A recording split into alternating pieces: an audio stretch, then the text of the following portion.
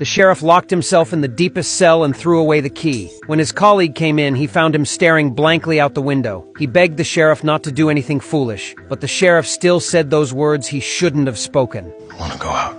No one who had ever uttered those words had survived. In this future world, humans lived 5,000 feet underground. There was a special rule. Anyone who said, "I want to go out," would be forcibly sent to the surface to perform cleaning duties. Everyone previously sent to the surface had died from the toxins that supposedly filled the outside world. Yet the sheriff fearlessly spoke those forbidden words. His decision stemmed from his wife Ellie's mysterious death 3 years ago. That day, Ellie had shouted in the cafeteria that the outside world was actually beautiful and thriving. The ruins everyone saw on their screens were deliberately altered images. The purpose was to keep people imprisoned underground, never thinking of leaving. When no one reacted, she uttered the forbidden words.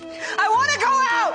As the sheriff, her husband had no choice but to personally escort her to the surface. The bunker residents watched Ellie's exit via live broadcast. After stepping outside, Ellie wiped the bunker's camera lens with wool. Everyone excitedly thought the outside world might finally be habitable. But to their dismay, Ellie collapsed after taking just a few steps and never moved again. Once more, people's hopes were crushed. However, only the sheriff knew that Ellie had told him before leaving. If the outside world was livable, she would turn back and wipe the camera. Her death must have had another cause. To uncover the truth, the sheriff also spoke the forbidden words. The mayor fitted him with a protective suit and sent him out. He climbed the long stairway leading to the surface. When the bunker door opened, he was astonished by what he saw. The surface world was indeed beautiful and flourishing, just as his wife had described. There were even birds flying in the sky. Desperate for the bunker residents to know the truth, he ran back toward the entrance and wiped the dust from the camera with wool. But the screens inside the bunker showed something completely different. People saw the sheriff walking through ruins, approaching his wife's corpse. After a few steps, he too felt dizzy. He suspected the real toxins might be inside his isolation suit, so he did something no one had ever done before. He removed his helmet, but his condition had already deteriorated severely, and soon he collapsed beside his wife. Once again, hopes of surviving outside were shattered. Only one woman realized that the sheriff must have had a reason for removing his helmet before dying.